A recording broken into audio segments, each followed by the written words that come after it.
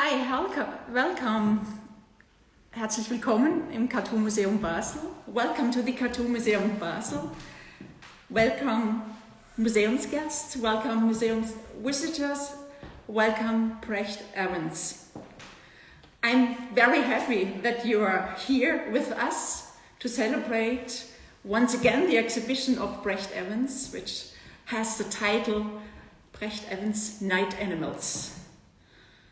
All of you, me too, would like to sit in a bar or maybe in a restaurant after a little bit longer hour, to enjoy longer hours at some place in the city. You can do this evening, watching some images or listening to an outstanding artist. Brecht Evans has this topic, or the city, the nightlife, is one of his main topics in his comics. Of course, I would be much more happier to have the chance to have Brecht Evans here, or to have you here in life. But on this way we have the chance to gather a little bit the atmosphere of Basel, at the same time the atmosphere of Paris. Yeah, this evening we will have Brecht Evans here. Before he will attend to the talk, I guide you very shortly through the exhibition. Maybe you saw already some pictures of the exhibition. We did a little tour before, or as a short intro.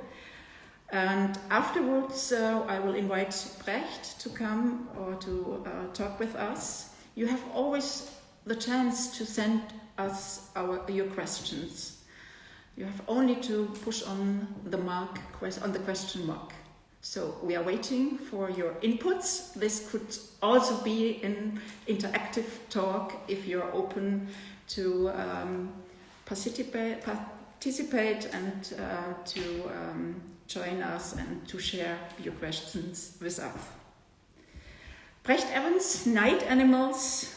We loaned the title of one of his earlier books, A Night Animal, which was called A Night Animals, as a comprehensive show of the 10 years of career of Brecht Evans. Brecht Evans was starting his career already at art school. He was still at art school when he was publishing the book The Noceur, or The Wrong Place in English. And he got international fame with this book. This book is already published in 6 languages until today. It's getting, and it was sold out very shortly. This was the start of his career, and the exhibition here in Basel shows the steps which he followed after this exceptional work. He was, after Noceur, he was starting with his book Amateur, afterwards a new big Panther. After this book, in between this very intense books, which have all the books do have more than 100 pages. So he started immediately every 2 years. He started with a new book. In the exhibition, you can see the originals of these major graphic novel books, artworks in a large format also, commission works, paintings from Paris, and of course his murals. We start the exhibition with the first book, and we end the exhibition with his last publication, Les Rigoles, which is a book about, a very thick one, about 300 pages. I am sitting in the room of Rigol. I didn't mention my name so long. I'm Annette Gehrig. I'm the curator and the director of the Cartoon Museum Basel. Cartoon Museum Basel is the only museum in Switzerland which is dedicated to comic art, narrative art. It's very interesting to have Brecht Evans' work here. because he is one of the artists, the contemporary artists, who put a lot of new power, new energy in the comic art. He is not only a storyteller, he's also a painter, and he got well known through his stories, of course. I mentioned all the books, which he did only in 10 years. Mainly, he's also well known for his drawings, for his specified, or his technique with watercolors, which he is mixing with gouache. He is telling more about you by himself. His unique watercolor technique. This unconventional contemporary artist is something we don't expect from Belgium. Belgium we know from the distinct line from Hergé, from the ligne claire. Brecht Evans doesn't use at all that what we expect from comics, like panels. So you can see, or you could see it already in the introduction, that his work is totally free, and he has marked what comics can do. And he, I think it's the time to get Brecht in. He can tell you more about how he is working with these watercolors and what, so.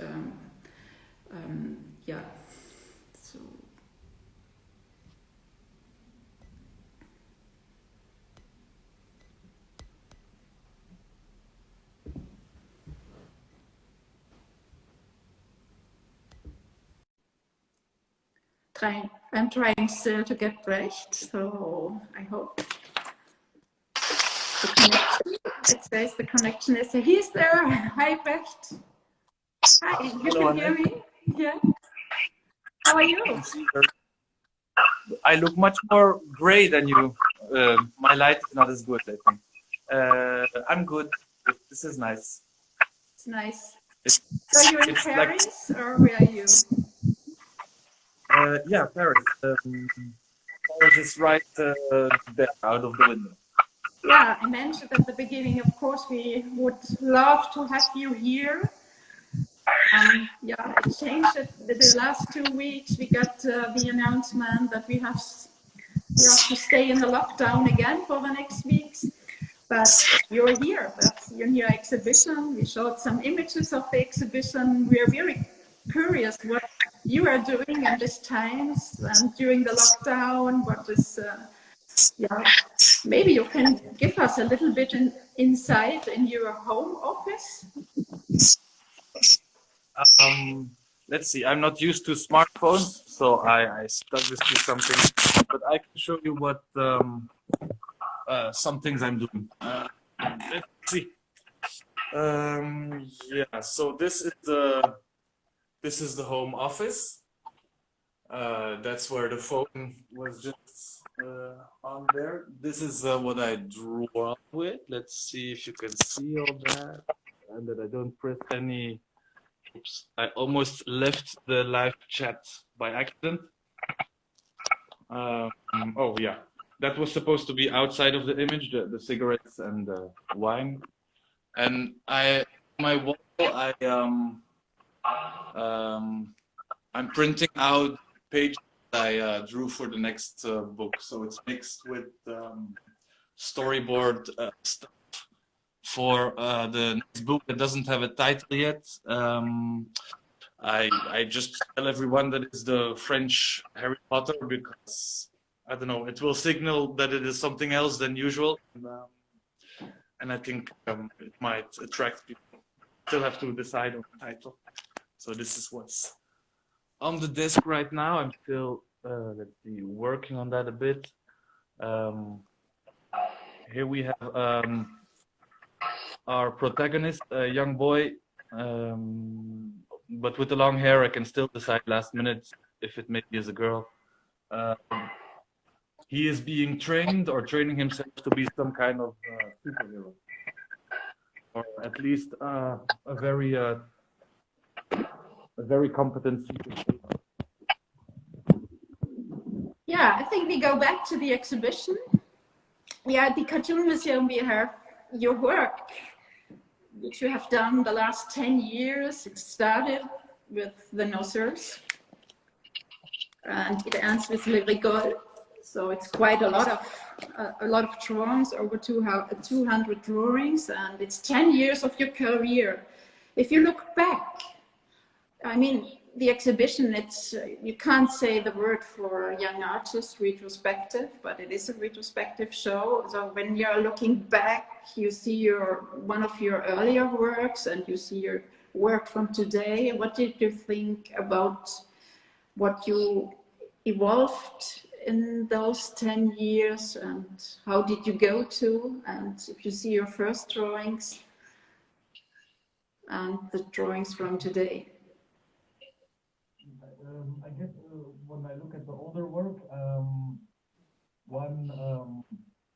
it's a mix of nice and annoying because I still like my old work a lot, and I see some.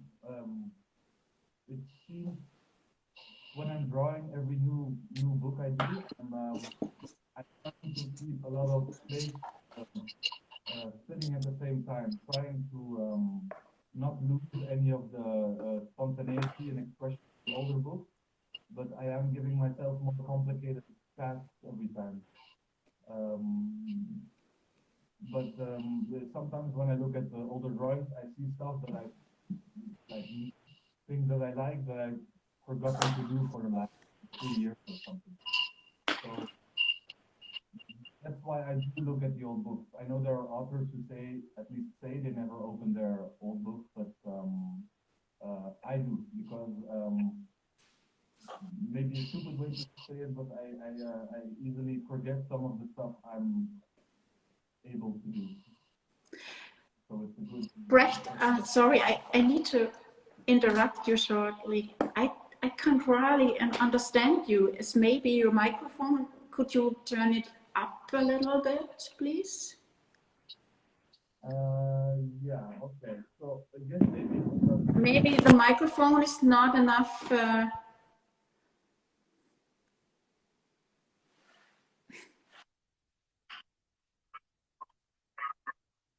I don't use smartphones. I'm so happy you got one for this evening, exceptionally for this evening. Yes, and it's thank you, better Caro. now. Yeah. You hear me? Okay, so maybe I just hold it in my hand and we will have shaky images. How is this? Can you hear me?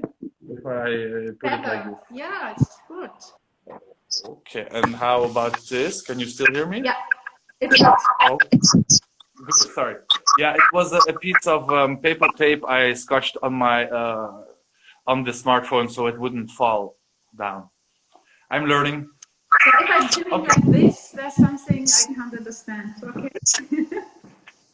To sum up what I was saying without being audible just now, is that I do look at my older work a lot, and often I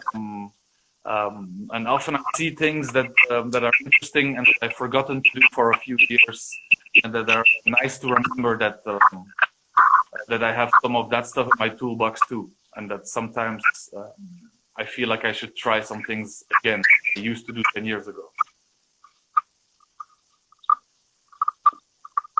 Can you tell a little bit more about, in the exhibition we see really early works of you, and you were drawing with the line, which is very typical for cartoonists, drawing with the raw line, and then you changed totally into color.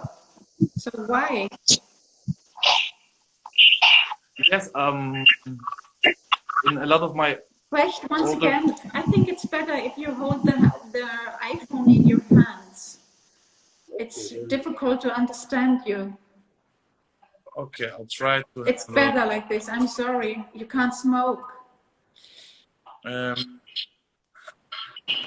What we're talking? Yeah, suddenly went to a lot of color.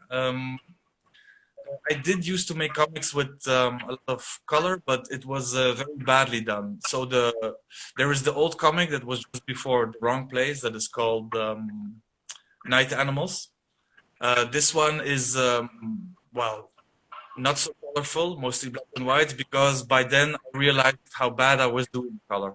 But before that, I made comics by doing a line drawing first and coloring it, which is something I hardly ever do anymore because it's really hard for me to control colors if I don't build them up from big masses of big paint spots. Um, so the way I started to do color was by limiting the colors first. So I think that it's definitely in the wrong place.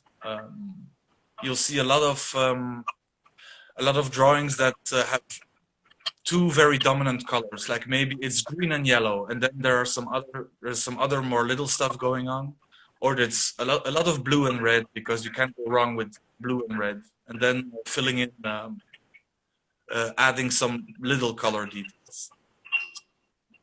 I think that's quite normal for a painter to limit colors first and then maybe add some detail. But I guess over the years, I'm more confident now and I start putting a lot of stuff on there, just all kinds of colors, just with the confidence that it will turn out right in some way. But even if it starts becoming ugly, there's always a beautiful way to make it good again. I go further to amateur, lyrical and Lenocer. Those two books, it's like a fil rouge. It's about the nightlife. So the content, it's different stories, but it's about the night and it's about relationships, and it's those books are full of side stories. I mean, there are main characters, but both of these books does have many characters or players. Amateur, it's also about this artist Peterson and his team. We do have a lot of characters too. But it's totally, I mean, the night and the nightlife, it needs a different background or a different scene. But in amateur, you change totally to another, there's a lot of, there's a lot of nature in this book. Can you tell more about this? Or how did you change with amateur? I mean, in the white screen or the display, we see many sketches for Nosser, and in amateur we see a whole sketchbook or a storyboard you did. Were you always working like this, or can you tell us the next steps? It's been different every time. When I was doing The Wrong Place, which is now 13 years ago, I think, that I started doing that. I didn't have much of a script at all. I think I had a whole lot of ideas for the book, and a lot of them didn't end up in it. But I started drawing way before I really knew what the whole story was going to be. For example, one of the characters was going to die in a very dramatic way, crushed by a disco ball, for example. I had some kitschy ideas that didn't go in the book, even though I'd started drawing real pages. But I think what I sensed when I look at The Wrong Place on a scenario level, and it also influences the drawings, is that I wasn't being frugal. I wasn't being economical with the amount of paper and pages, because I started it as a final project, my master project for school. And if you're in art school, the more drawings you have on the wall, the better it is. It's logical just to produce a whole pile of paper, and I think, and just to have fun drawing. And I think that's what makes the scenario loose, and it takes me a lot of pages in the wrong place to tell sometimes simple things. but it does add a big freedom and relaxedness to the drawings, I think. And there are a lot of characters in the wrong place, but in a way it's quite simple. There are really three characters, and all the other people, all the other party goers, they are almost like a Greek choir, like a mass of people that seem to comment on stuff with one voice. They all seem to have the same obsession with the Robbie character, and they all seem to, in the same way, dislike the Gary character, I think he's called in English. And then afterwards, for Les Amateurs, for the making of, I wanted each character to have their definite little personal identity and their hobbies and their secrets. And I didn't want there to be so much one dominant character where everyone is just reacting to one person. Not so, I was gonna say egocentric, but maybe like protagonist-centric. So in the making of, the interaction between the characters is a lot more complex. People have their own agendas. And they are doing something instead of just walking around in bars and talking. They are doing stuff with their hands. And the things they do with their hands influence what happens in the story. And also, of course, the scenery changes. So when I did the wrong place, I just learned how to paint. And having all these straight lines, these architectural elements, made it easier to compose strong images. But I think after that, I had an idea for a story for the making of that. I knew it was going to take place in the countryside, so I knew now I have to learn how to draw nature and look at nature painters, perhaps, and not just have boring flowers and trees everywhere, all for 200 pages. So I looked at a lot of stuff because there are 2,000 ways of drawing nature, and I wanted to have a lot of them in my book. And in the best case, find my own way of doing it along the way. But it is harder, I think, to use nature as a background, because the organic forms, well, I mean, it's a whole other challenge. There aren't any logical straight lines in there. There are some other details about what changed going from one book to the next. For example, the scale was most of the time the same in the wrong place. We have characters about this size, and then the space of the page is maybe like 2 building stories high, almost, consequently. And then the making of, I wanted to zoom in much more. Sometimes either zoom out and have a bird's eye view of a landscape and have the characters being small inside them, or going very close, so close that we see microscopic organisms under water and stuff like that. I wanted to do a little bit more of something that is, I think, only possible in a comic book, and that is to give the feeling that there is more going on everywhere than what you see and read. When you do a comic book, when you draw, but I think it's specifically comic books, because you have this central narration going on that is moving you forward, and then in the drawing you can show some details that are not essential to the story,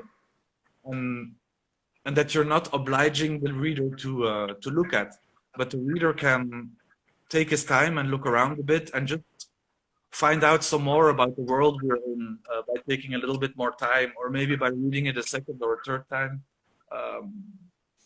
Explore a little bit more in a way that I don't think is really possible in cinema without it feeling very imposed by the director, without I think in cinema, you're always looking through the world, at the universe through this rectangle, and we only see what's inside this rectangle, what is pointed at, and it would feel more imposed if we suddenly saw some specific detail, because we wouldn't be able to be looking at anything else at the same time. So there's a page in the making of, sorry, with where there's a house. Maybe it's in the expo, I don't know.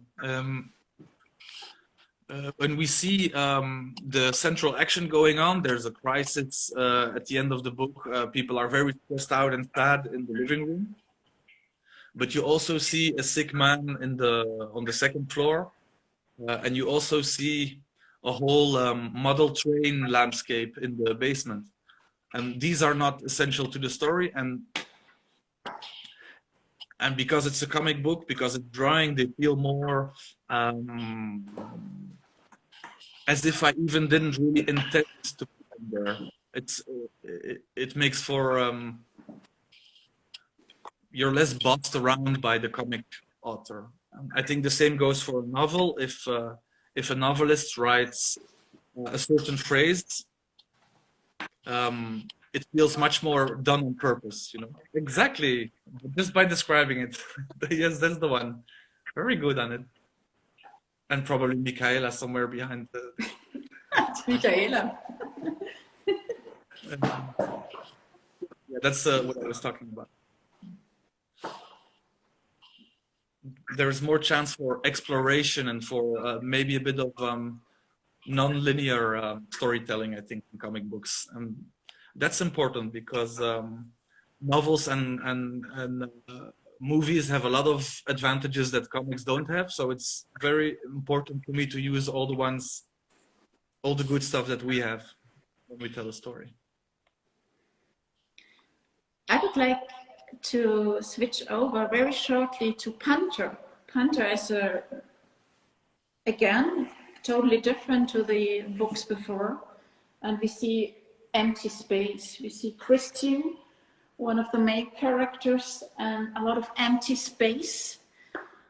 I mean, all your stories, those characters show a lot about, or you show a lot about the inner life. But in this book, I have the impression it goes even more deeper in the psychology of the main characters. Can you tell me more about that, Brecht? Or it's also from the drawing side, from the artistic side, it's totally different. It's more quiet and it's mostly in one room, or it takes place in one house and in the garden. I think yeah, it's interesting to talk about Panther now, because the thing I was talking about just before, the sense of the author not pressing your face to some specific thing, and the ability to look around and be a bit freed from the story sometimes. Panther does not have this at all. Panther is a very bossy book in this way. You cannot escape what's going on. So I guess that's why there's a lot of white around the main characters. You're forced to look at the central thing that's going on all the time. And it's definitely well, I don't know if it's a more psychological book than the other ones, but I think it pushes our emotion buttons more firmly than the other ones. It's a bit inescapable what it's doing. The mix of pleasure and darkness is hard to escape. It's the same machine working on you all the time, pressing like the same 2 or 3 confusing buttons that are confusing when they are pressed at the same time. It also uses well, I think maybe I'm allowed to say this. It uses the advantages of a comic book specifically very well, I think. in that it does some things. It uses images a bit in a way that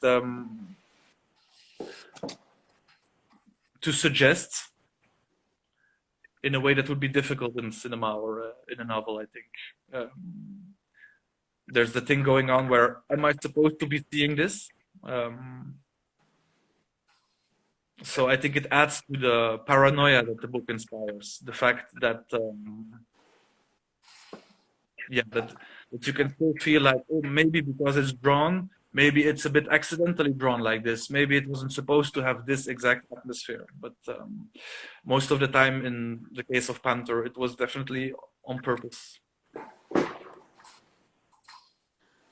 Yeah, and then we have Idolfania, another totally different attempt to working with stories. Those are short stories. We have 2 panels, and we were publishing this. You published with us, so we did together this book according to the exhibition at the Cartoon Museum Basel. But this work you have published for the Diesel weekly newspaper in Brussels. So yeah, it was for. This is it's not a longer book. Those are short stories. Can you tell us more about this work? Working on short stories, working with a lot of humor, I guess. Yeah, it's a lot of fun to do it. Yes, Idolfania is about 50-something fantasy joke. And this was as a job somewhere in between illustration and doing comics, in the way that every 2 weeks I needed to have a fantasy joke ready. So this came because Patrick from Brussel Deze Week, that's what the paper was called, asked me to do something for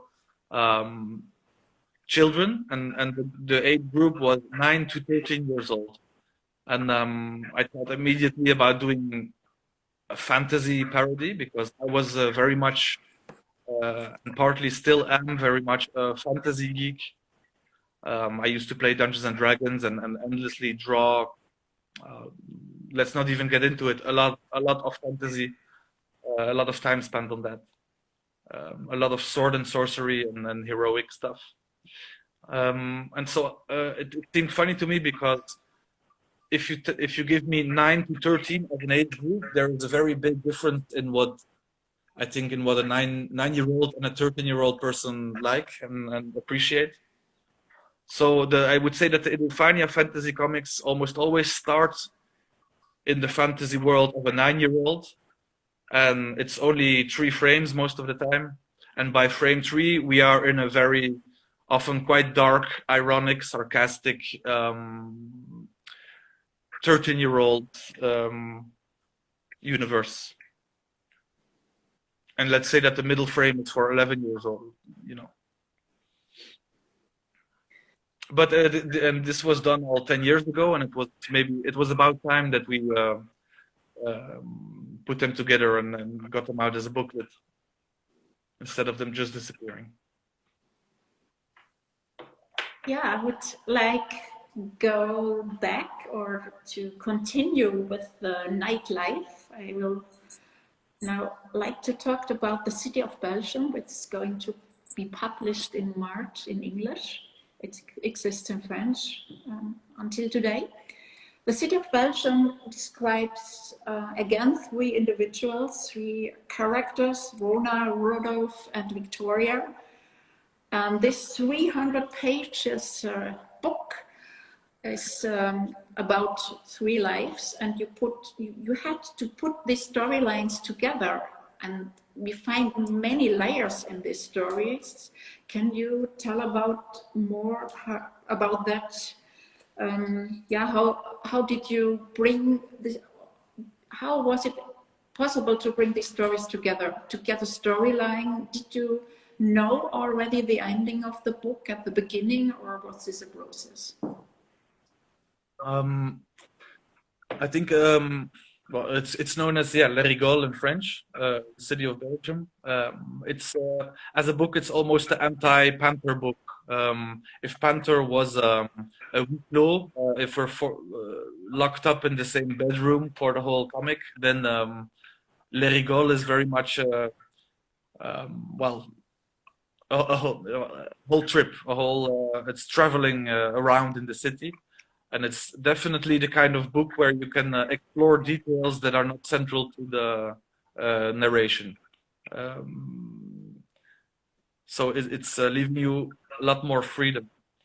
Um, I think I might have done an anti-Panther book after Panther anyway, but in this case, it had also to do with it was personal in a way. Because by the time I was finishing Panther, I was having a hard time. I was psychologically having, I mean, my almost my Amy Winehouse moment, and then luckily I got out of it, and I appreciated everything going on around me again, and I loved walking in the city and hearing conversations and you know. Um, a depression state is something where you're really occupied with yourself all the time, and it's incredibly boring in a very scary way. So I really wanted to celebrate this uh, refound ability to see what was going on everywhere. So I really wanted to make a big city book again. Also, by this time I was living in Paris, so I was sucking up a lot of that. Mm. So the proto City of Belgium, the very first notes for the book, there is not even a story. I was considering making a book with 1,000 main characters, so which would mean technically no main characters. I was thinking of let's just be a fly on the wall or on 1,000 walls and just purely travel everywhere in the city. So I started compiling just tiny little fragments of things that happen to people, but and personal stories that people told me in some cases, or people I had known years ago. But then, well, at some point I said, okay, maybe only 15 main characters, just 15. But the more I was working on it and writing, even that seemed like, yeah, 15 main characters is still too many. And by that time, I was really starting to get interested in 3 of them. So I guess the beginning of writing and making the book was more an exercise in calming down and making a less crazy, excessive book than I might have made. So it could have been much worse than 3 main characters and 340 pages if I really let myself go completely.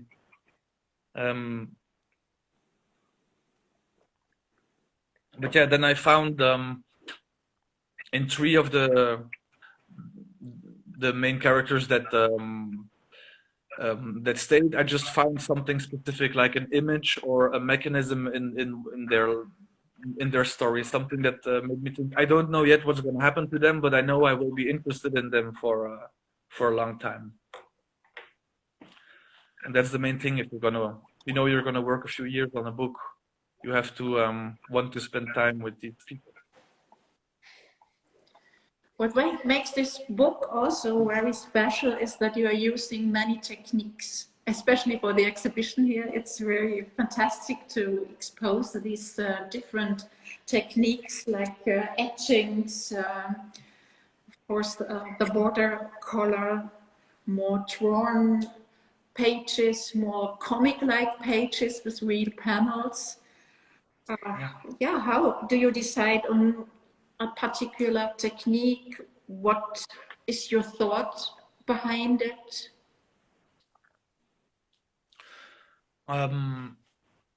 Yeah, I think it's rhythm maybe. For example, doing black and white pages, and if I know if I know that a black and white page is needed, it's interesting to go do it with a very nice lithographer I know in Paris. It's a good way to get out of the house and work in a place with other people. But I think these changes of technique make the eyes wake up again. Maybe because if you're going to read a 340-page graphic novel, I think it's possible that the drawings become invisible at some point, and that's not entirely bad. But doing these sudden changes, I think it makes the reader go a bit slower and take some more time with the visual side of it. I think these kind of surprises make the reader step back for a moment and look from a bit more distance, and it's almost a way of slowing down the reading, I think, of making them look again, because they might be at risk of not looking anymore after maybe 50 pages. I think there are other reasons for this. It's just fun also to mix techniques, and it's fun to be exploring new stuff. If you're gonna do a comic for years, my way of drawing, I try to avoid saying style, because people think style is a good thing and often, or at least a commercially interesting thing, and that's maybe true, but it's not really a good thing. Style is everything that you repeat without thinking about it anymore. So I know that I'm drawing much in the same way with a lot of the same materials that I was 10 years ago, but I do feel like what I can do is always growing, not so much hopping to some new different island, but it's more like conquering neighboring territory all the time. The toolbox gets bigger, but I still use all the old tools at the same time. So you gave us already a little bit an insight of your new projects. Can you tell some more about your new project? When you were here in Basel, you brought a lot of sketchbooks, so it's going to be like lyrical, very thick, and yeah, this is I put myself into a situation after Le Rigole, which was I felt like, okay, now you made a graphic novel, like you made because they invented this word, I don't know how long ago, right? Will Eisner is supposed to have come up with it, and it's a bit of a trick, almost a way to an excuse for adults to read comics. We're just gonna invent a new name for it, graphic novel. But I was I was quite young. I was an adolescent or something when this word started to be used by everyone, and I did hear it not as a trick. Maybe for publishers it can be a trick, to get more serious readers. But as comic artist, I heard it as an invitation to like, or like an idea, like actually a real graphic novel would be a great idea. It's something it's inspiring as a word.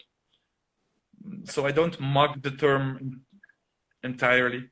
Why was I saying this? Oh yeah, because when I did Le Rigole, City of Belgium, I felt like this has the density, the complexity of like a good big doorstop novel. Not saying whether it's good or bad. I like it, but I know it has the density and complexity of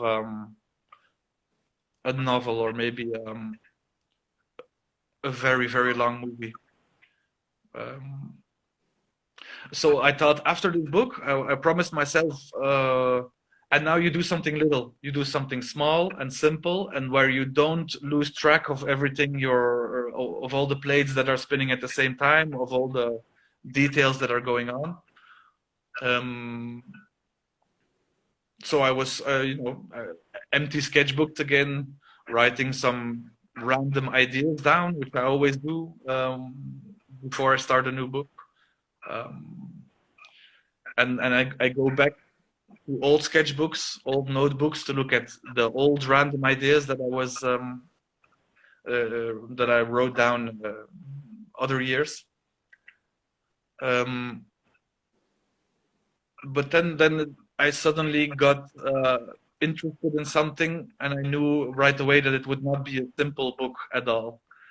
It would be a suspenseful book, but even bigger than L'Erigole. I think we're 2 years later, and it's mostly storyboarded, and I'm doing pages. It's gonna be something like 500 pages, so maybe I have to cut it up in 2 books. So what I saw was, this bad time I was speaking about before. Part of it was an experience I had. It was psychosis, so a state of very adventurous paranoia where I was being looked at and followed by international secret societies and sects. Sects, important to pronounce that one right. And this was, well, I mean, some people have very nasty psychosis stuff. Mine was actually pretty nice. Felt like I was up to the task. I was ready to be the hero of the world and be modest about it. So ever since I had it, I wanted to use that to make an adventure book. So a book using my this mental breakdown I had, but not in some kind of sad way, not in some kind of we're going to talk about mental illness way, but and not even really to talk about mental illness in a fun way either, just to recreate the sense of magic adventure that I felt at this point. Just it had a special taste. It was not just like adventure you the way you see it in movies or on TV. It had a special texture that is interesting to start working on for years. And I first thought I was going to do it with an adult character, maybe something in the fashion world or something. But I was feeling when I tried to write for it that I was mixing glamour with glamour, and that this would not work. I wasn't maybe not. I was maybe not sure how to write about people in the fashion world and not hate my characters from the beginning. So, in an old sketchbook, which was from way before psychosis and stuff like this, I saw just a little paragraph, which an abandoned idea, where a boy is. It seems to be a boy doing a writing exercise where he has to tell us about his summer. So he's writing down. We played this and that, and then our dog is like this, but our dog can eat through walls, and in the garden we have a snake pit, and the normal is mixed with the fantastical, and I like this. This game always stays interesting for me. So then I thought that my character is gonna be maybe an 11-year-old boy and not some kind of fashionista, for example. Brecht, we have a lot of questions coming in, and I think Instagram will kick us out in 5 minutes. It's only for 60 minutes. Sorry to interrupt you, but I think there's one question which matches very well what you were talking the last sentences. I just get it in the question. So, have you been inspired by Leon Spillard night drawing? I tried to imitate Leon Spillard at some point in art school. So I did look at it, and maybe it inspired some stuff that I did later. But Leon Spillard is not the influence on the way I draw night scenes. There must be other ones. I think perhaps even some Peter Doig even I'm not pronouncing that very nice. Peter Doig is more of an inspiration on the night stuff. And I'm reading there, yes, not Kirchner, but German Expressionism, definitely. Maybe not specifically for drawing the night, but for drawing the city and drawing a lot of transparent characters, like Georges Groth, stuff like that was quite important. There's another question. What is Panda standing for? Sorry? What is Panda standing for? Okay, this comes from, okay. Goya or something. So what is Panther about is maybe the question, or maybe what is the character Panther symbolizing? I'm distracted because I like the comment where people are suggesting other possible influences. Charlotte Salomon, yes. Picabia, no. Panther, the most obvious interpretation for adults is that he is sort of a magical version of a rapist. But I never wanted to define it like that for myself when I was making it, because I feel like I can't say that there's something bigger going on, because hard to say that there would be a bigger problem than child abuse. But maybe it's something wider, something different and more mixed that is going on. In a way, it's also the way I wrote it also has something to do with bad art for children, like movies that try too hard to please a children's audience specifically, and commercial products for children that are crappy. Like when children get cheated in any kind of way is part of the Panther darkness, I think. But then at the same time, I feel like his moments of affection are also real in some way. But thank God that I'm not obliged to explain the book, because I don't think me explaining it makes it more interesting what's happening in there. I feel like my own doubts about it made the book better. My own, I'm not hiding. I don't start from a message that I'm then gonna hide. I am just thinking of something, some image or movement or text, and there's something mystifying in it for me, and that's why I start making the book, because I don't understand, and I might not understand by the end when I finish the book. I probably won't, but I will have traveled inside it for some more. Yeah, there are many questions which came in. We try to answer all on Facebook or Instagram. Yeah, there's one question. Would Brecht consider publish a book in a Chinese version, for example? There are many questions. Will you come to Italy? Will you come there? Will you come there? We know, or you promised us to come back to Switzerland when it's again possible. You will do a signing again here. I hope that the English version is here. Of course, we do have a new book already here. I would like to thank you, everybody. I would like to thank everybody to having taken the time to be with us, and I hope very much that everybody comes back to Switzerland. There will not be the exhibition anymore here, but for sure Brecht wants to do the signing, hopefully in the garden again, and I hope and I wish to see you at the next exhibition, which is very close to the topics of Brecht's topics, big city life. Thank you so much, and have a nice evening. Thank you. Bye, Brecht.